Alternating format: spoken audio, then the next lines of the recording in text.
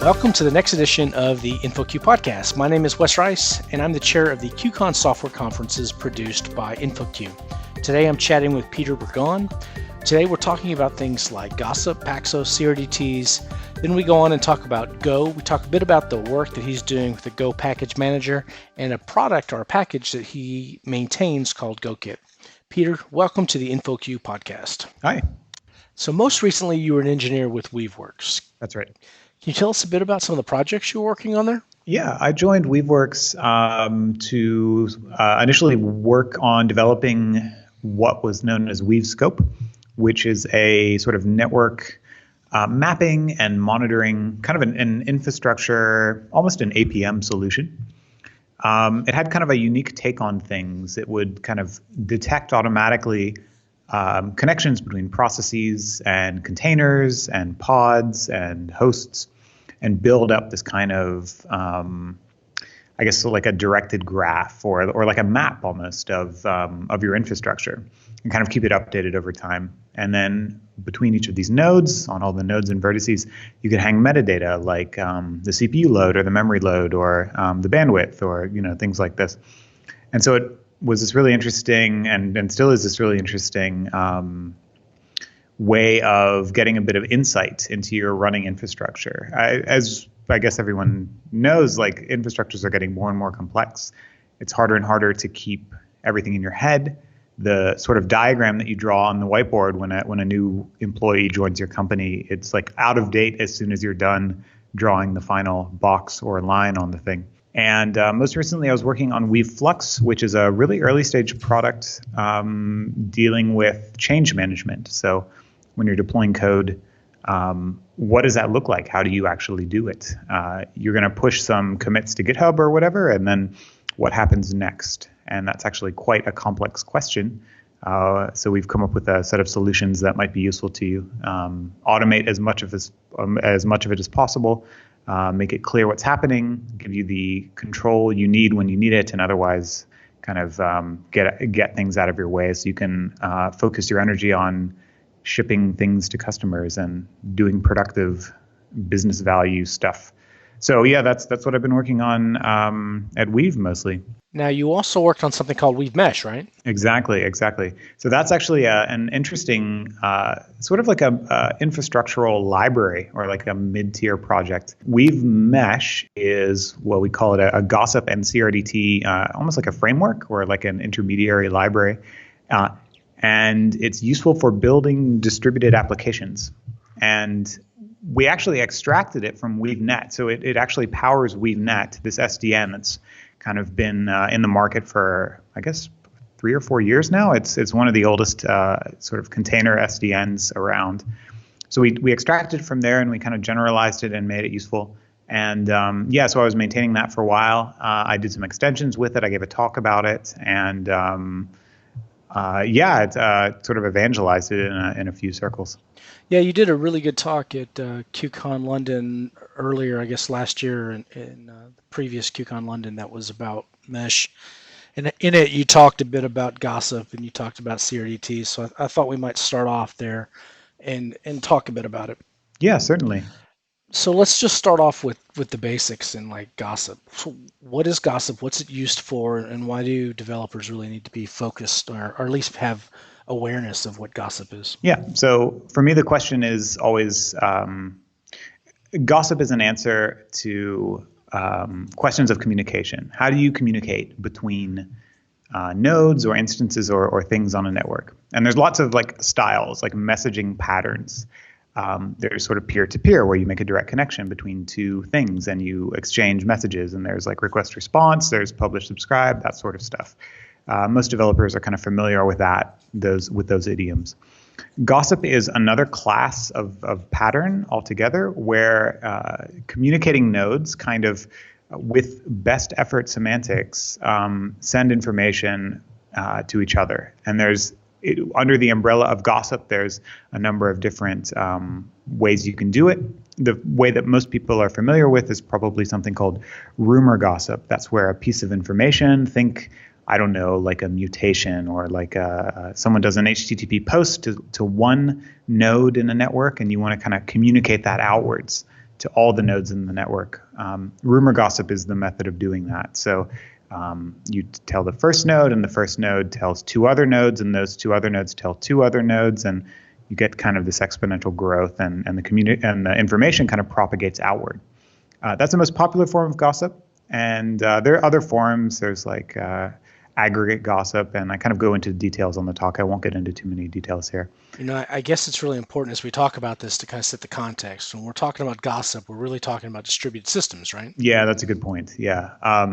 We hit the limits some time ago of like Moore's law and the amount of work we can do in a single like physical node. So when we want to scale to warehouse scale computation or global scale computation, we have to deal with these physical limits. We have to talk about how we do communication across unreliable links between unreliable machines and still have some kind of reliable or like coherent programming model in the large. Yeah.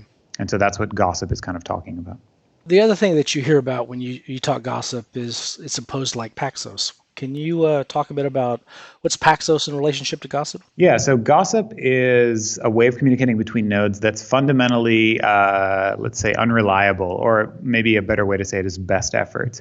You're trying to get this information out to other nodes, but if it fails, you kind of accept that somehow. And so you have to accommodate that restriction or that constraint at a sort of higher level. In your application domain, for example, you have to say, well, it may be that this information doesn't get to all the nodes at the same time, so I have to like figure out ways to deal with that. Paxos is an algorithm in a class of algorithms that many of the listeners probably have heard of the CAP theorem, CAP. Paxos is a member of highly consistent consensus algorithms, so-called CP algorithms.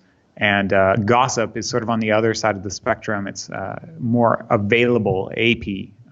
It's an AP protocol or algorithm. So the fundamental difference, I suppose, is what happens in the case of failure, what happens in the case of a network partition. And that doesn't necessarily mean that someone drove a backhoe through a cable under the ground. It can mean that maybe the GC in a Java process is taking too long and it's not responding to network packets quick enough, or maybe the system has crashed, or you have a noisy neighbor in a cloud computing environment or something, and you can't respond as quickly as you like. So what happens when this?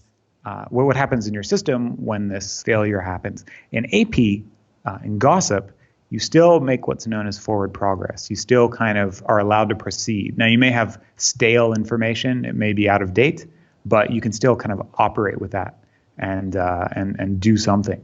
In Paxos, in CP systems, whenever you have this sort of failure, you have to kind of stop. You stop accepting requests. You stop processing information, and you just sort of return failures to all of your clients. And that can be what you want sometimes. If you need highly reliable information, if you're dealing with,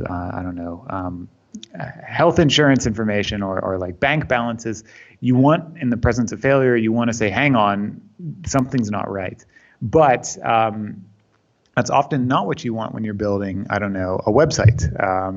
If you're doing something that isn't quite so important or that can tolerate failure a little bit better, gossip or AP systems like Cassandra, for example, may be more what you're looking for. All right. So with gossip and with Paxos, we're talking, communication. So the other side of that, or the other piece of that, at least in this talk that you gave, that I'm referring to, was about CRDTs, conflict-free replicated data types. Yep. Can you touch a bit about that? Yeah. So far we've been talking about how nodes talk to each other in a failure-prone network, let's say. And that's sort of, as I explained in the talk, that's sort of the communication domain. But there's another interesting thing to think about, which is the actual data that gets communicated, and I call that the information domain. And so CRDTs are kind of a class of solution to data-related problems. And I think they're probably the most elegant solution that we have at the moment to accommodate the sorts of failures that are inevitable in the networks and the network systems that we build today. So CRDTs are data types like, a linked list or a map or a set. They're a way to implement these data types that can accommodate failure in communication. What do I mean by that? Well, let's say you have a set, so like a map, or if you're a PHP programmer, it's like what do they call it in PHP? Like a hash array or something like this? Unfortunately, PHP is not one of my main languages. Oh, okay. How do Java programmers call like a map? It's a set. Okay, a set. A set or a map. Yeah, sure. So you got a set of strings, let's say. And this set is going to be too big to fit in memory on a single node. So you have to kind of maybe share it, let's say. So whenever you add something to the set, you have to share that information with other nodes in your little network. And so you have to send a message to other nodes in the network. What happens when that message fails? Is the set inconsistent? Do you like stop accepting requests until you can get the message through? I mean, these are things we have to think about in broader networks. So CRDTs give us a kind of a rigorous set of rules and of ways to accommodate message failure that in the end eventually result in a consistent system, eventually result in a set that makes sense, that's coherent.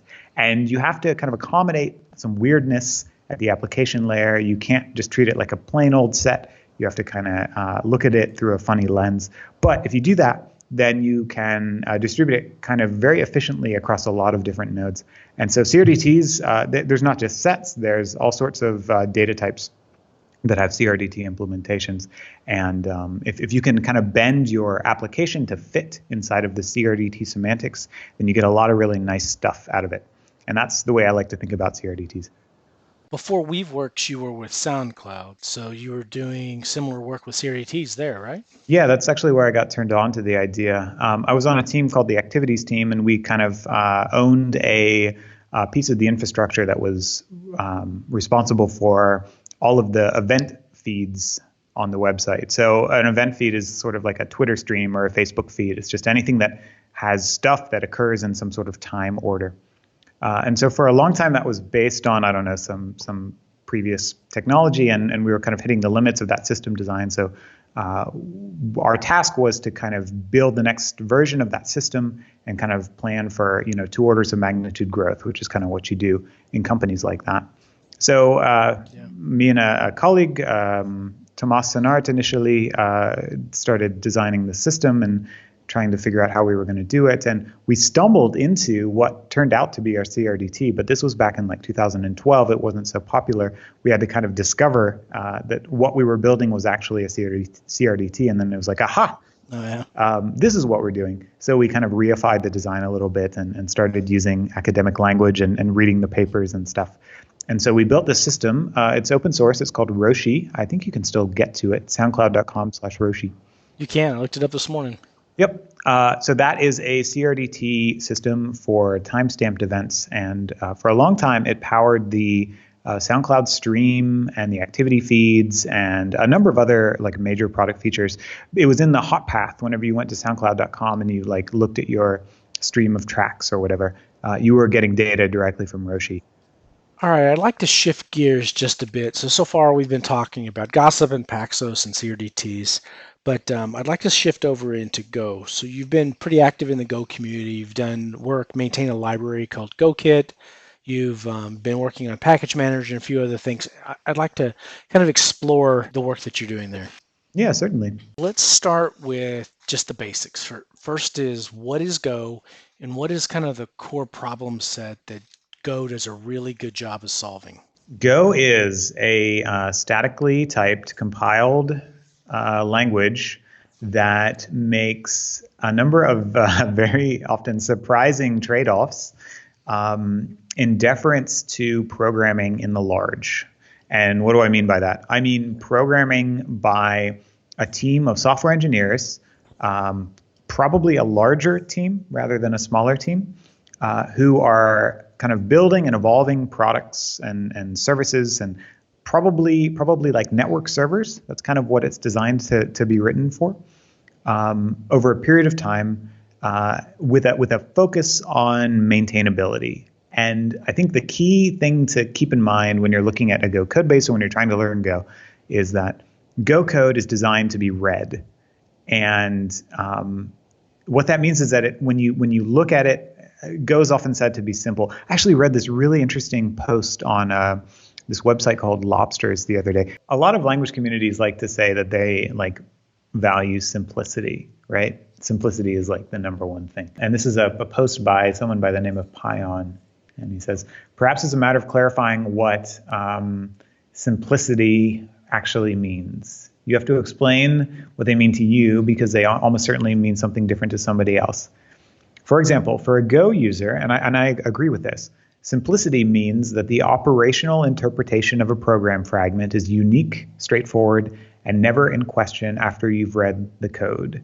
And that means when you're looking at Go code, like on GitHub or on the page, you can read it and you can say, I know exactly what the computer is going to do when it executes this code. I know probably what the assembly is, what the machine code is going to be.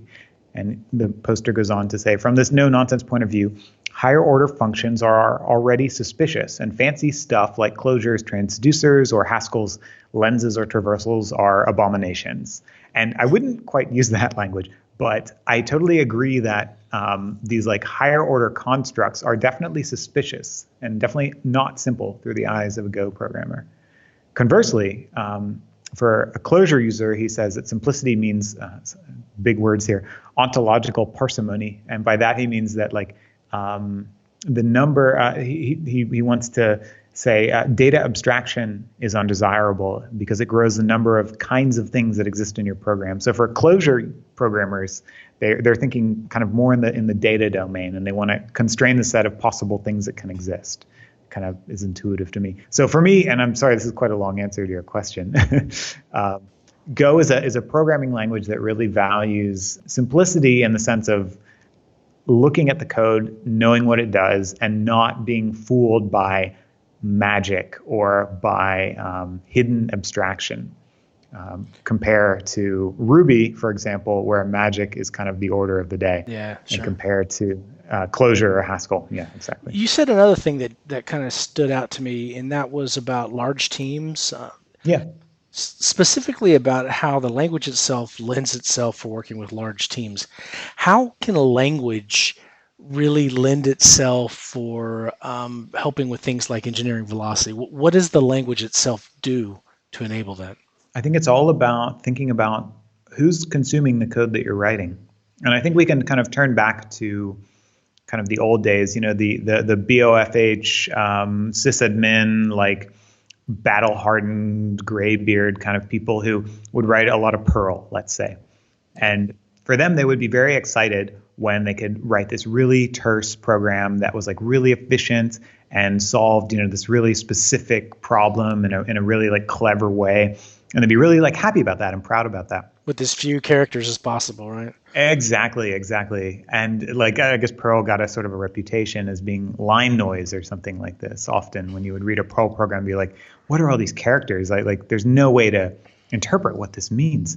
But conversely, Go kind of says, well, like when you write the code that costs you, I don't know, an hour, let's say. But for every hour you spend writing code, on the tail end of that, in the lifetime of that program, of that source file in your repository, there's going to be 10 hours or 100 hours worth of people reading it. Sure. And we should acknowledge that as like professional software engineers. We should acknowledge that up front, and we should not only like be aware of that, but we should optimize for that long tail of readers, and we should make their lives easier versus making the programmers like the almost the typists' life easier. And so I think that's what that means. It's programming is in Go is almost a little bit frustrating because you're in a certain sort of mindset when you're programming. You're like, I'm the king of this mountain. I know exactly what I'm doing. In programming in general, I suppose, like I'm so clever. I know exactly what all my abstractions are. Like just get out of my way. I want to be as clever as I possibly can be. But when you're writing in Go, it kind of gets in your way of that. It forces you to kind of slow down a little bit. It forces you to plan things out ahead. It forces you to write all of the error paths up front. At least it likes to be written in that way. It forces you to spell out all of your maps and filters with like plain for loops. And when you're writing it, you're like, oh, this is so frustrating. Why do I have to type if error not equal to nil all over the place? But then you come back to this code base, even you like 2 or 3 or 6 months later, or other teammates when they're getting up to speed, and they're like, oh, okay, like This is a bit verbose, no doubt, but I see exactly what's happening. I see exactly how this algorithm is implemented. I understand this code. And there's all sorts of tooling that goes into building this reputation as well. Like we're all probably familiar with Go Fumpt, the formatter. There's like one canonical way to format Go code, and it's like mechanically enforced. And it's nobody's favorite. Like nobody likes putting, for example, the opening curly brace has to go on the same line as the if statement. Like legitimately, programs won't compile if you put it on the next line. And like a lot of people, that chafes them. Obviously, it's not their style. It's not how they like to do things. But if every Go program you ever read is like formatted in the same way, then you don't waste brain cycles trying to like figure that stuff out. And that sort of philosophy is echoed throughout the programming language, I think. Interesting. That's very cool. So there's a couple other things about Go that have stood out for me, and one is control over memory, and another is seems like concurrency is kind of baked right in. Could you talk a bit about how Go has this kind of system level programming control over memory? Yeah, and this was maybe a mistake early on in the evolution of Go. They called it a systems programming language, but it turns out lots of people have different definitions of what that is exactly. Go is closer to C than Java in the sense that it allows you to lay out memory very precisely in terms of like struct layout. And so this is actually quite useful, especially for lower level, closer to the hardware programming when you want to optimize cache lines in your CPU. So you can do that. You can do that in Go. It's not quite as elegant as in Rust, for example. Rust is even lower level, but you can do a little bit of work there. One of the only complaints I guess I've really heard about Go, one of the strong complaints I've heard about Go, is kind of in the space of package management or dependency management. And I know you've been a bit involved with that. Oh, yes. Can you give us a kind of a recap of, I guess, the history, the legacy of package management with Go and where it's going? It's about to change quite a bit in the next few months or next 12 months or so, right? I certainly hope so, yeah. So to understand the history, I guess you have to understand where Go came from, and that is Google, right? And as we all know now, Google has this monorepo where every bit of code that they compile for any of their programs, it comes from a single repo. And that means that they kind of have this absolute control over stuff. And if you need to make a change in a library, then what you do is, like, conceptually at a high level, you make a PR where you change the library and then you change all of the callers of that library, right? And you have that ability. It's all this single monorepo. And from this universe, from this mindset, came Go. And in Go, in the beginning, the idea of dependencies or of package management was quite simple. We had this thing called GoGet, and GoGet allowed you to fetch a library from a remote source, like github.com/peter/mylib or something like this. And that was great. It was very easy. You could just go get something, and then it would be there, and then you could use it. What this didn't let you do was specify. So you could specify what I like to say, the position in space. You could name the library and say, I want this library, but you couldn't specify the position in time. You couldn't specify a version.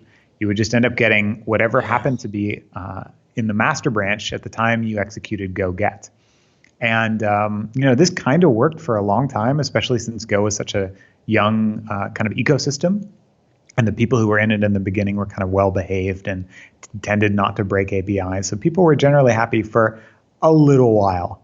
And then people started building much bigger systems like Docker and Kubernetes, and people started breaking their APIs. And what used to be a kind of painless experience became quite difficult. And obviously, people want to be able to specify versions when they're building Kubernetes and they depend on, I don't know, Joe's logger library.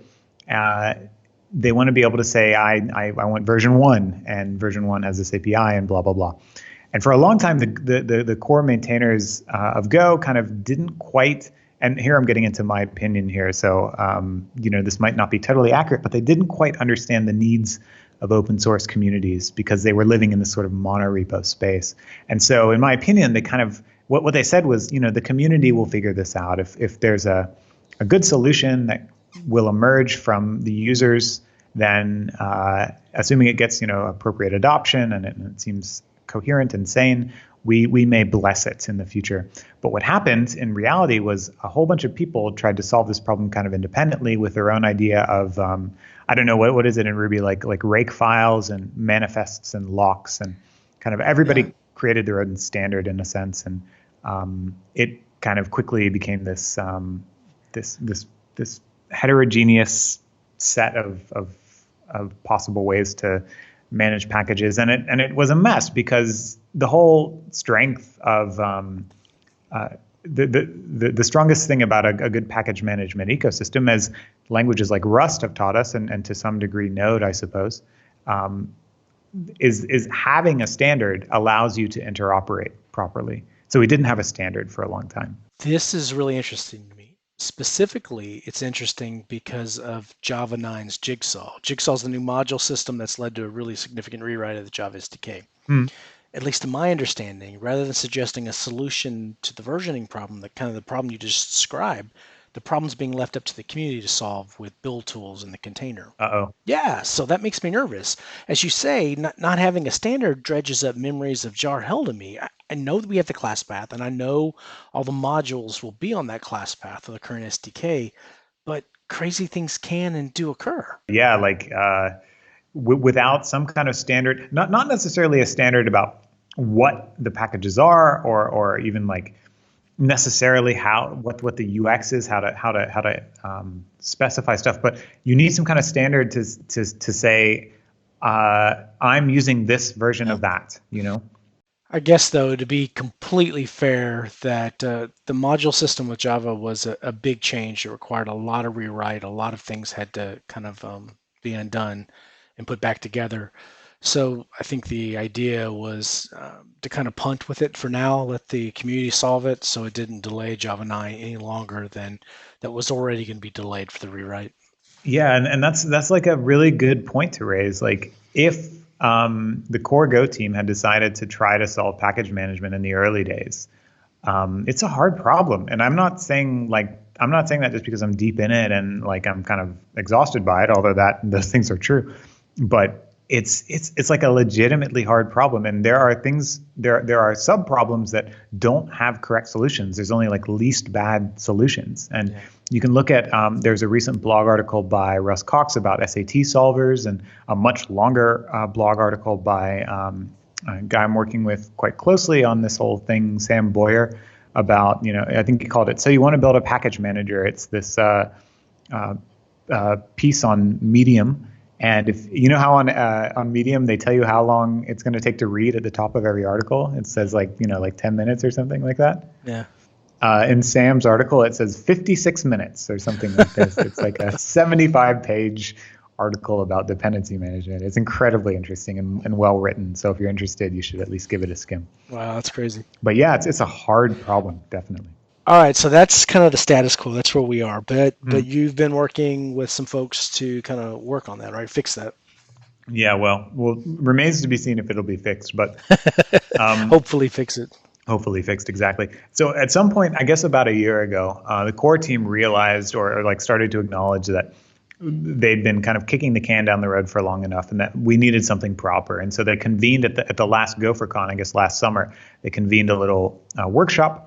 And they got the community together there. Unfortunately, I wasn't there, but they got the community together with like Rob Pike and a few other people, and they like had a little community powwow. And they said, "Okay, what's going on? What should we do? Let's kind of try to think about how to fix this." And there was some good discussion, and it spiraled a little bit in the weeks after that. And I guess like at this point, I had built up enough political capital in the Go community and I was kind of frustrated enough. I had coworkers who were kind of almost dismissing the language as a whole because how like ridiculous the situation was. I kind of got fed up, and I was just like, look, I will do what I can to get us a proper solution. I don't have the technical chops for this. This is hard enough that I certainly can't build the answer, but I feel like I can probably spend some political capital and get some people together that will be able to do it. So I kind of took the mantle.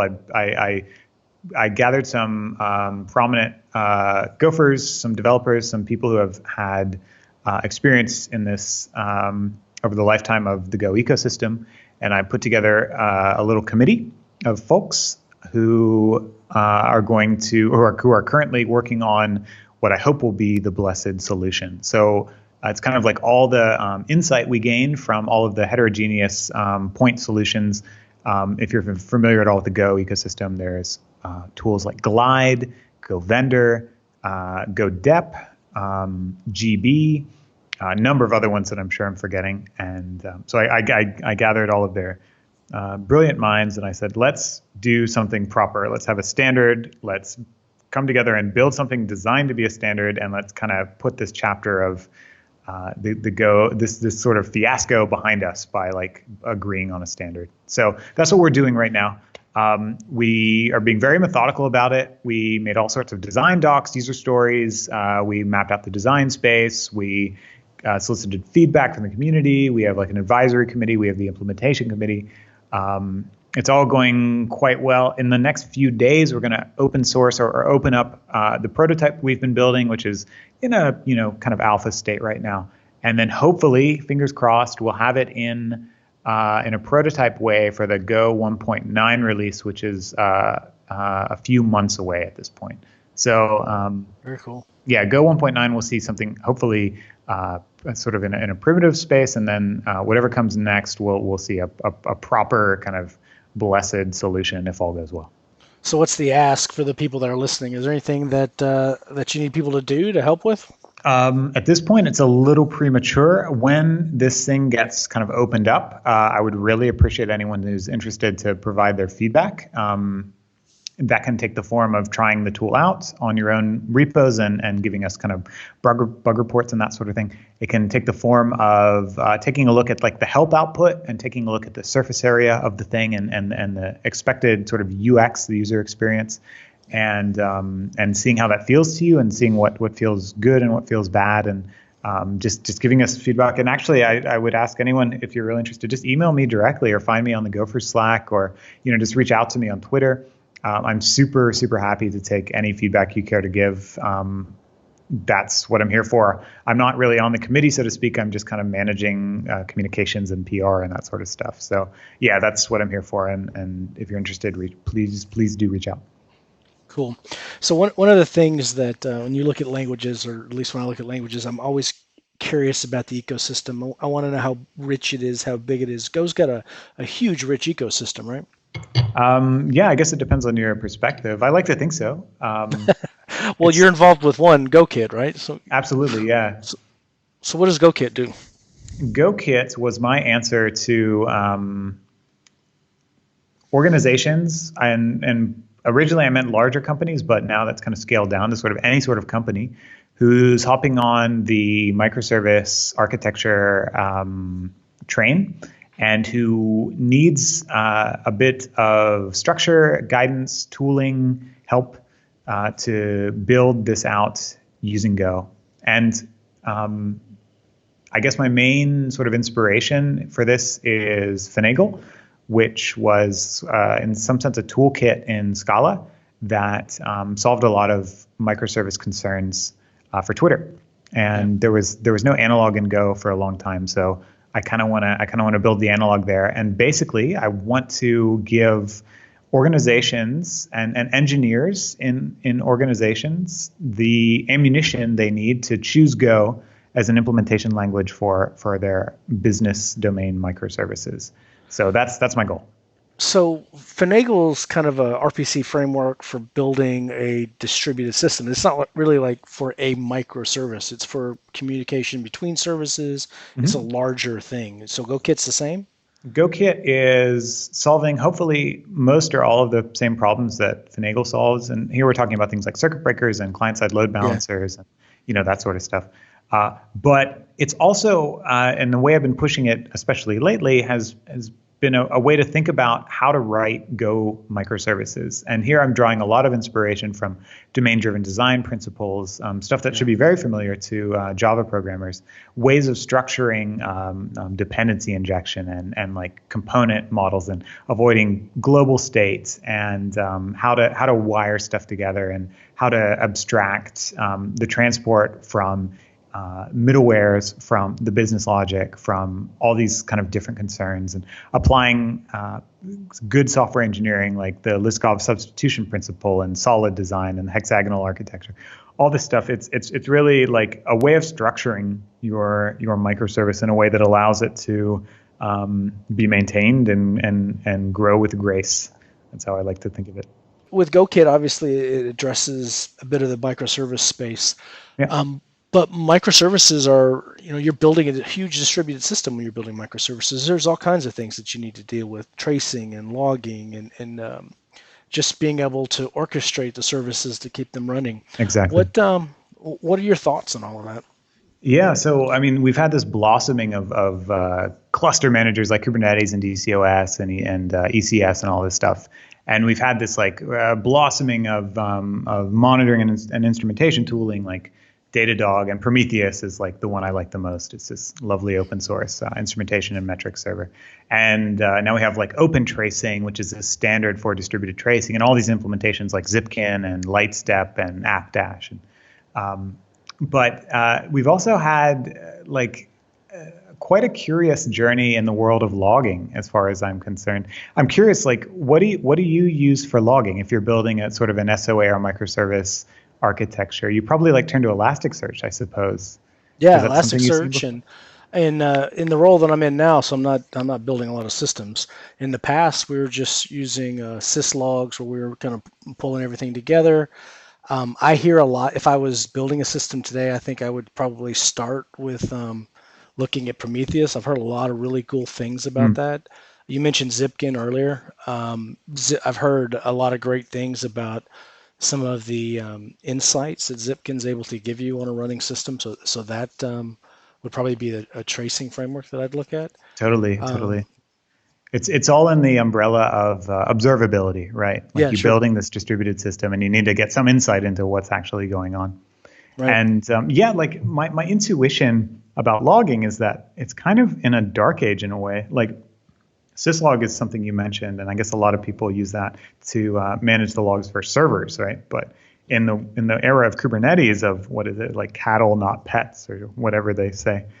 Servers are kind of an outmoded concept. You have workloads, you have jobs that you kind of schedule onto this homogeneous set of compute resources. And so logging becomes this other thing where it's logs as streams in the 12-factor style. Logs are streams of data coming out of services that are running somewhere. And how do you manage that? And we have all these tools. We have I guess Fluentd is a big one. In the Elastic world, there's Logstash and I guess Logbeat and these are kind of point solutions. They're forwarding logs somewhere, but they're not end-to-end solutions like Prometheus is. You still need to get them into Elasticsearch, for example. But Elasticsearch was built to be this. It's built on Lucene, right? And Lucene is this document search thing. Yep. It's like TF-IDF and full text search, and it's definitely got a ton of features, and it's been growing into the cluster logging space. But I'm kind of not convinced that it's the perfect solution for this problem. And at least everyone I know, or almost everyone I know, who's running Elasticsearch in this role and at scale, they're all quite frustrated at kind of the operational side of keeping Elasticsearch kind of healthy and happy. So I'm really in the last month or two, I guess, and especially as I've been giving workshops about Go and GoKit and microservice architectures, I'm really hungry for a different answer here, something that's more in tune with microservice containerized workloads, something that's less heavy and less complex than Elasticsearch, and yet still addressing these core kind of cloud native logging concerns, an end-to-end system. Yeah, I don't think you're the only one. We actually, at KubeCon London this year, the one that's coming up in March, we're running an observability track where we're dealing with some of these questions. So, that sounds cool. Yeah, it's a huge question. And when you build these big microservice architectures, you need answers to this sort of thing because you're opting into quite a lot of complexity. You have to be able to recreate that path of failure that occurred. Exactly. So this is where my mind's been recently. I'd love if anyone is interested in this sort of thing to reach out to me on Twitter or something, and we can have some conversations, because I think we're kind of missing the mark right now, and I think there's a much better class of solutions kind of hidden from view somewhere. Wow, Peter, we've talked a bit about just about everything from Gossip and Paxos, CRDTs to Go package managers. It was an awesome discussion. Thank you so much for taking the time to chat with us.